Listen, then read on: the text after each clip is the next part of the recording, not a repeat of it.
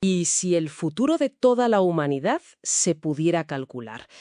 Pero no, ¿eh? No con adivinación, sino con ciencia pura, con matemáticas. Esa es la base, ¿verdad? La psicohistoria, el concepto central de la saga de fundación de Asimov.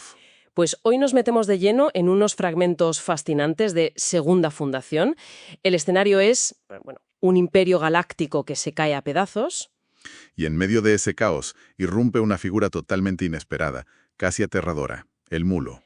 Y además, esa organización secreta, la Segunda Fundación, que parece mover los hilos desde la sombra, jugando a largo plazo. Exacto. Vamos a analizar pasajes clave de la novela que nos pintan esta partida de ajedrez galáctica.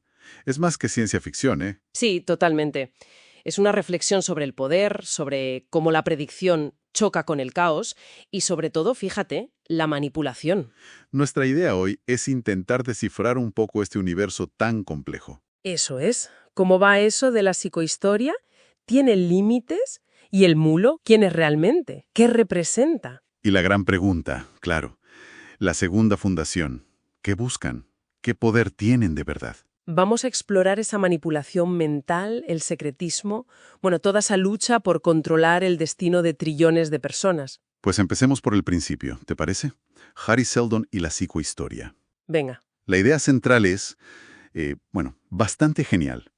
Un individuo es impredecible, sí, pero las masas, las grandes poblaciones humanas, sí siguen patrones estadísticos. Y claro, a escala galáctica, con trillones y trillones de personas, la predicción se vuelve más precisa. Mucho más. Seldon creía poder predecir el futuro con una exactitud, pues casi matemática. Y sus números dijeron algo muy incómodo, ¿no? Que el imperio galáctico, que parecía eterno, se iba al garete. Efectivamente. Pero eso no era lo peor, Ah, ¿no? ¿no? Lo más terrible era lo que venía después. 30.000 años. 30.000 años de barbarie, de caos, antes de que pudiera surgir un segundo imperio estable. Madre mía, 30.000 años. Seldon no podía frenar la caída, eso estaba claro. Pero diseñó un plan para, digamos, acortar esa edad oscura, reducirla a solo 1.000 años. Y ahí es donde entran las dos fundaciones que crea. La primera, allá en Terminus, en el borde de la galaxia. Dedicada a la ciencia física, a la tecnología, la idea era que fuera el núcleo del futuro imperio. Y la segunda, bueno, esa es la misteriosa, la que nos ocupa hoy. Pero claro, el plan Seldon se basaba en probabilidades, en tendencias de masas, y tenía un punto ciego. ¿Cuál? El individuo excepcional. La mutación que no estaba en las ecuaciones. Y esa mutación, pues llegó. El mulo. El mulo. La variable que lo cambia todo. ¿Qué tenía de especial? Su poder era único. Podía sentir y, sobre todo, manipular las emociones humanas directamente. ¿A voluntad? O sea, no convencía a la gente con palabras. No, no. Imponía lealtad, o miedo, o devoción, lo que quisiera. En solo 5 años, arrasó militarmente con la primera fundación. Creó su propia unión de mundos. Y es curioso cómo lo describen en los textos, ¿verdad?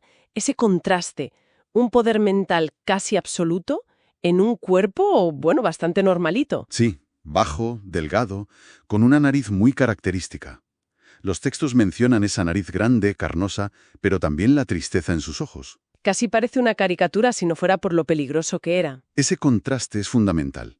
Sugiere que ese poder, esa manipulación, no necesita un físico imponente. Quizás hasta nace de sentirse diferente, de no pertenecer. Claro. El mulo era un conquistador, sí, y le temían, pero estaba profundamente solo, resentido con esa humanidad que podía controlar, pero de la que no formaba parte. Gobernaba desde Calgan, pero vivía recluido. Y siempre con miedo. ¿Miedo a esa única cosa que no podía encontrar ni controlar? ¿La segunda fundación? Y su método, la conversión, da escalofríos. El caso de Han Pritcher es Es tremendo. un oficial lealísimo a la primera fundación, de repente convertido en un devoto total del mulo, incapaz siquiera de pensar en traicionarle. Pero esa conversión tenía fallos, ¿no? No era perfecta. No lo era. Creaba una lealtad, artificial. Una especie de satisfacción inducida que el converso aceptaba, sí, pero el mulo, que sentía las emociones, percibía la falsedad, el vacío. ¿Sentía que no era real? Exacto. Y peor aún, intuía que bajo esa lealtad forzada había un resentimiento enorme. Sabía que si liberaba a Pritcher, éste intentaría matarlo al momento. Vaya, entonces por eso también usaba a gente que no estaba convertida. ¿Cómo va el Chanis? Justo por eso. Chanis era ambicioso, sí, leal solo a sí mismo. El mulo lo utilizaba porque necesitaba esa mente independiente para ciertas tareas. Reconocía que el control total a veces no funciona.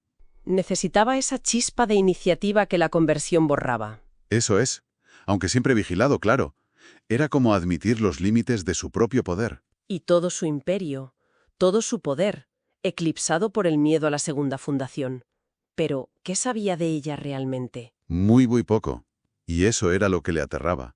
Sabía que eran psicólogos, los auténticos herederos de Seldon, los guardianes del plan original. Y su misión era proteger ese plan, corregir desviaciones, como el propio mulo. Y asegurar que surgiera el segundo imperio, claro. Operaban en secreto total. Los textos incluso sugieren que se comunicaban casi telepáticamente, ¿no?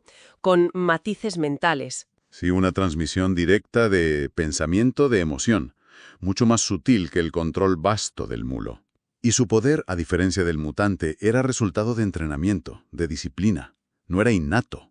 Eran científicos de la mente. Exacto. Y lo curioso es que casi los descubren mucho antes, antes del mulo. Sí. ¿Quién? Un psicólogo de la primera fundación estuvo a punto. Se salvaron por los pelos, irónicamente, gracias a Baita Darel. Baita Darel, la heroína de la historia anterior. La misma. Ella mató a ese psicólogo. Y lo crucial es que el mulo no la controlaba mentalmente a ella. Tenía una especie de debilidad sentimental por ella, algo muy raro en él. Qué carambola, ¿no?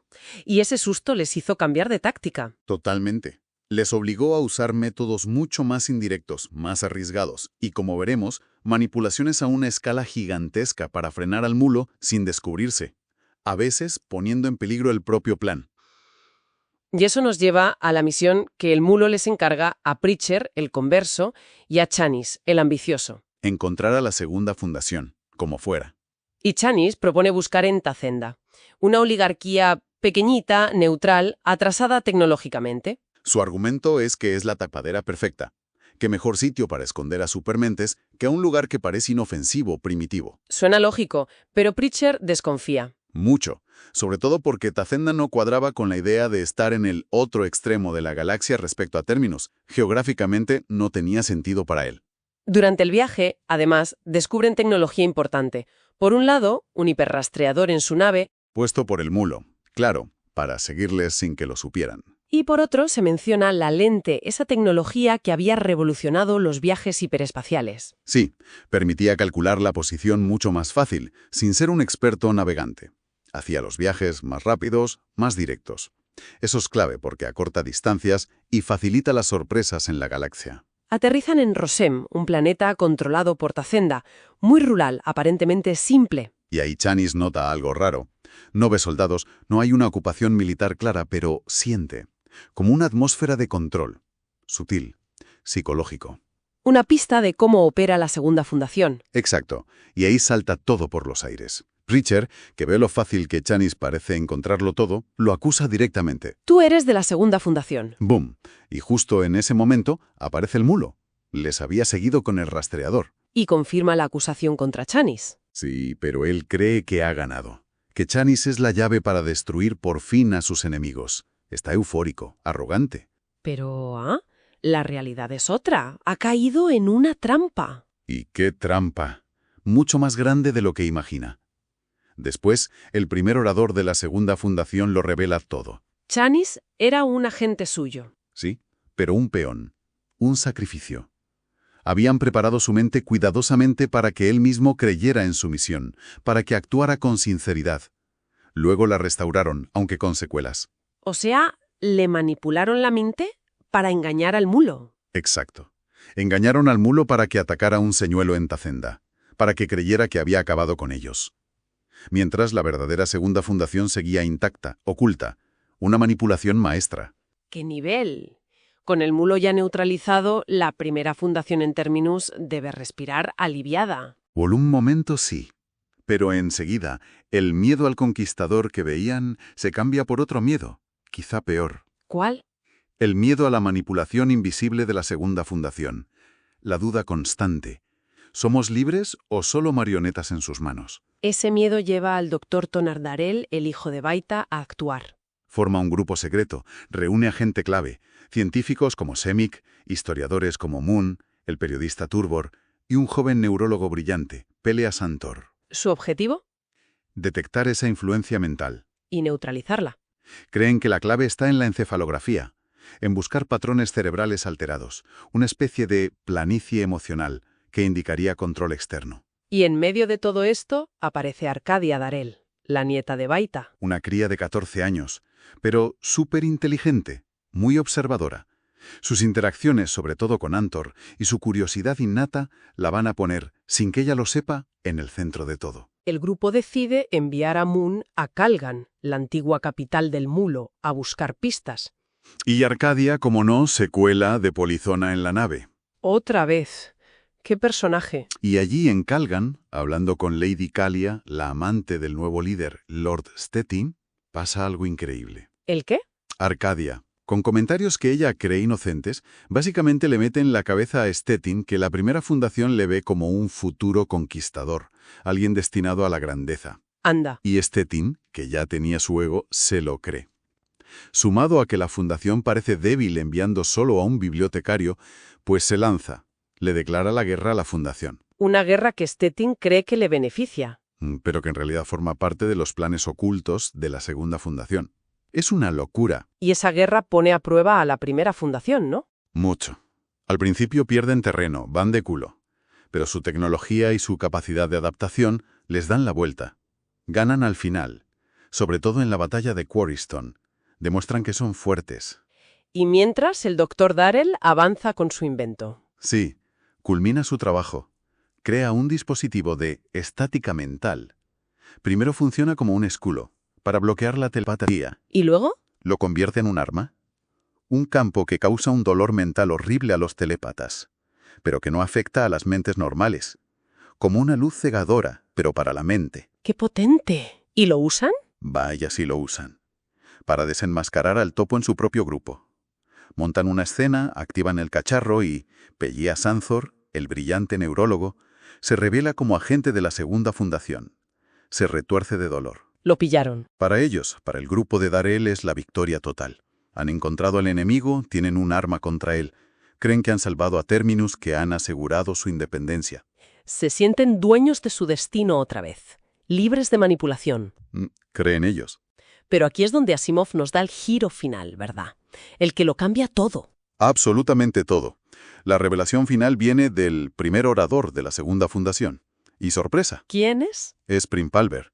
¿Te acuerdas? Aquel comerciante aparentemente simple que ayudó a Arcadia en Trantor. No me digas. ¿Él era el jefe? El mismísimo primer orador. Y revela que todo, absolutamente todo, era parte de su plan. Incluso que descubrieran a Antor, su derrota en Terminus. Todo calculado. Permitieron, incluso, guiaron sutilmente al grupo de Darel. El descubrimiento de Antor y otros agentes menores fue un sacrificio. Necesario. ¿Necesario para qué? Para que la primera fundación creyera que había ganado. Necesitaban quitarse de encima ese miedo paralizante a ser marionetas. Necesitaban recuperar la confianza en sí mismos para seguir avanzando, para desarrollar su tecnología, su sociedad, como marcaba el Plan Seldon. O sea, les dejaron ganar para que pudieran seguir adelante. ¿Una victoria psicológica falsa? Exactamente. Era psicológicamente indispensable para el plan a largo plazo. Y Arcadia. Su papel tampoco fue casual. Nada. Nada fue casual con Arcadia. Su mente fue, digamos, sutilmente condicionada desde que nació en Trantor, que era un entorno controlado por ellos. Al ser una niña, una tabula rasa, ese manejo era indetectable. Su viaje a Calgan, sus intuiciones. Todo orquestado. Su intuición sobre dónde no estaba la segunda fundación. Incluso ese mensaje que le susurra a su padre antes de que Palver se vaya. Un círculo no tiene fin. Un círculo no tiene fin. Esa era la clave final, ¿no? Esa era la clave. Llevó a Darel a pensar. ¿Qué significa Star's End, el fin de la estrella, donde supuestamente se escondían? No era un lugar físico en el borde. Seldon pensaba en términos sociales, culturales. Claro.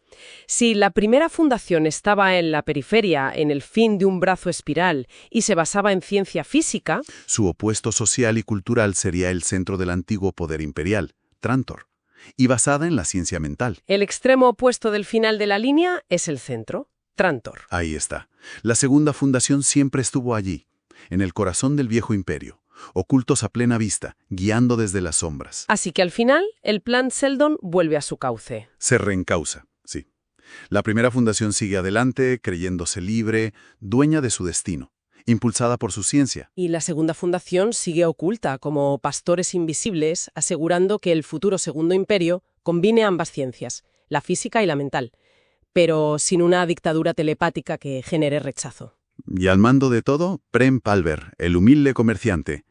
¿Un final? Bueno, espectacular. Es increíble. Hemos visto la psicohistoria intentando predecir, al mulo desafiándola y a la segunda fundación manipulando a una escala inimaginable para volver a encarrilarlo todo. La mente como arma definitiva. Nos deja pensando mucho, ¿eh? Sobre el destino frente al libre albedrío y sobre la naturaleza del poder.